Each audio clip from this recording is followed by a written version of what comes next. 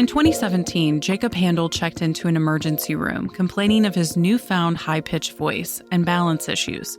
The newly married chef was told he was probably having a stroke, but he wondered what type of stroke lasted for 3 weeks.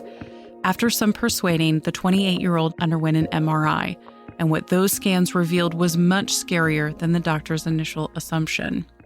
The official diagnosis is acute toxic progressive leukoencephalopathy, a disease that never left any survivors. It's a rare brain condition that's caused by exposure to substance use or environmental toxins. I inhaled lots of things voluntarily and involuntarily. Being a head chef, you scrub down these hot surfaces with these weird cleaners. I would cook food from all over the world. I definitely breathed a lot of stuff in those hood exhaust fans. They don't always work great. And then also I did have some substance abuse. I smoked cigarettes. So I did inhale a lot of things, but I asked them, what causes? What toxin did I inhale? And all they could give me is most likely a pesticide, but we don't know. Unfortunately, they knew all too well how Haendel's disease would progress. Within a couple of weeks, he wouldn't be able to walk. By month 2, sitting in a wheelchair would become unbearable. Haendel would be bedbound by months 3 and 4, while also fighting against other issues that pop up while the white matter of his brain is being attacked. He'd quickly lose his ability to eat, swallow, and talk, eventually slipping into a coma. By the 6th month, doctors told Haendel he'd be dead. The news felt like a ton of bricks, and as someone already struggling with addiction, Haendel's first instinct was automatic. I was like, what does it matter? I'm dead anyway. So I went back to that, actually had some substance abuse right there in the hospital. Medical staff walked in. I think it was just a nurse. She was like, essentially saw me getting high. And she was like, whoa, I'll be right back. And they just brought a whole team of people in. And they were like, maybe we didn't explain this right, but like, you really need to decide how you want to live your last days. That conversation halted Haendel's self-destruction. In its absence, he began to hope for the impossible. And then I was like, you know what? I'm going to fight this. I'm going to live out my last days. Maybe I can make it through this. Even though they told me no one else has ever survived this. I remember something my dad said to me very early on, kind of whispered in my ear. He was like, you can defy the odds. Defy the odds. But all of the optimism in the world wouldn't stop the disease's progression. Haendel lost his balance and most of his mobility by month 2. Soon he couldn't move, eat, or breathe on his own.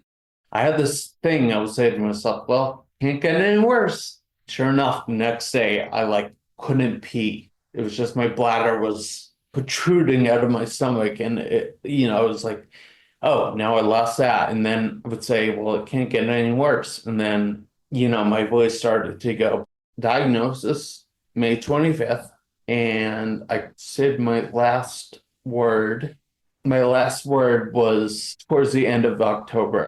Although he was fully paralyzed, Haendel still had full control of his thoughts. And though he couldn't respond, the medical staff would always greet him and explain why they were in his room. But soon Haendel realized that most of the staff had stopped acknowledging him altogether.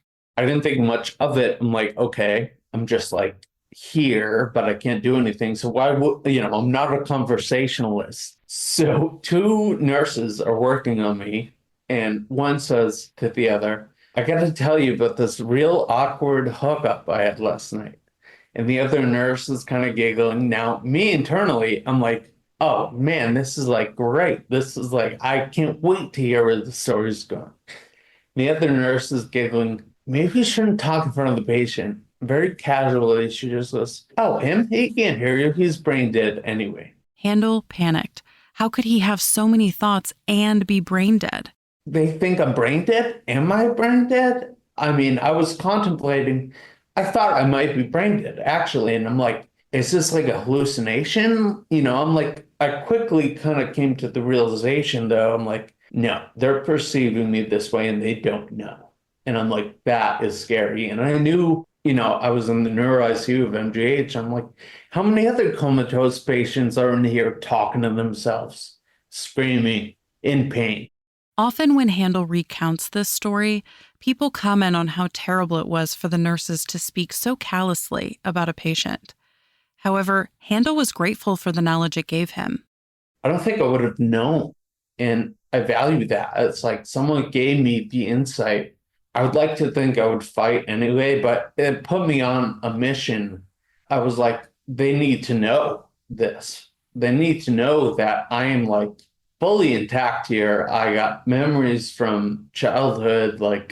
My executive functioning is like arguably better than it had ever been. I mean, I was like, you learn a lot about yourself when you talk to yourself all day long.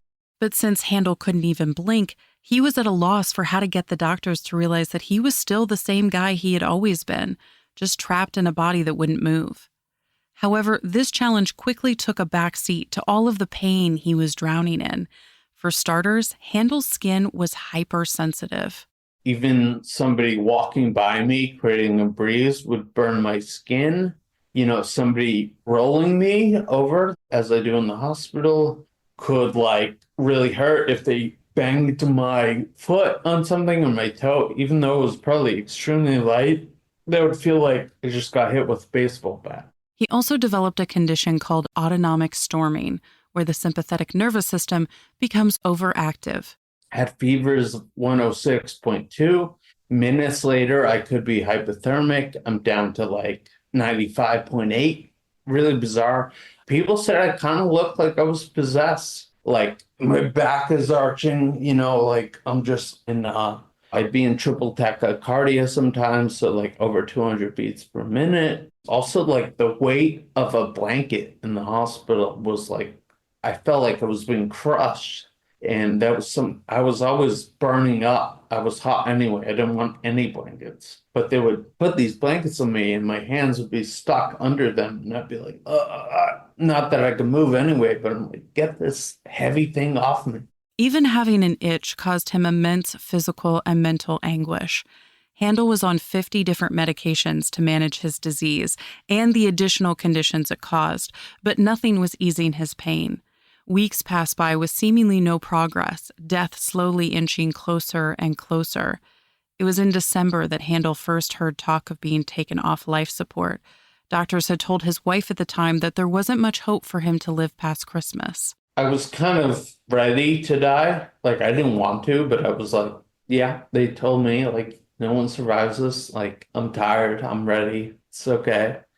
I felt like kind of as good as you can be for someone's who's like, I would be stuck like this forever, which is honestly a lot scarier than death at that point. I was like, oh man, potentially 15 more years of this, 10 months. I didn't even know it was 10 months at the time. Felt like 50 years. And when I heard of that, it's time to consider withdrawing life support. The immediate thought, which I think a thought within an hour was probably like, I hope I die soon, was no, don't do that because I'm still here.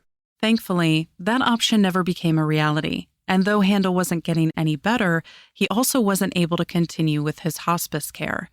Patients are only eligible for 6 months, and against all odds, Handel had exceeded his time. I was dying, but I wasn't dead, and it was too long for hospice. So they sent me back to an internal medicine unit of MGH. Kind of didn't know what to do with me. I overheard the man in charge of my care, who was ultimately the man that noticed something, be like, yeah, so he's not getting better, but he's not dying, and we don't know what to do with him, but I'm going to put him on one of my complex care units, and he's going to be okay. We're going to take good care of him, make sure he's comfortable. Handel was back at Massachusetts General Hospital for about a month with no change to his brain scans or overall health. But then, as the rest of the nation was celebrating the 4th of July, Handel was making history with his own independence. While the doctors were doing their normal rounds, one paused, asking the rest of the team if they had also just seen Handel's hand move. I was like, oh my God, this is like, it's my shot. And then I immediately hear, no, it's involuntary. I got his brain scan right here. Impossible. And then I hear, hey, I don't know if you can hear me, but if you can, do that again. So now it's really is my shot, and I'm tensing on my body, and I'm like, please move something. I don't even know what I moved, but I'm like, just do something. You got to be noticed. And as I'm saying to myself, I can't do it, I hear, wow, he's actually doing it. And just like that, Haendel had an official change in medical status. Stay tuned for the next segment where we reveal Haendel's miraculous journey to recovery and his new passion that's revolutionizing accessibility for the disabled community. You can find out more about Jacob Haendel and all of our guests on our website, radiohealthjournal.org. For more behind the scenes, follow Radio Health Journal on Facebook, Instagram, and X. Our writer-producer is Kristen Farah. Our executive producer is Amira Zaveri. I'm Elizabeth Westfield.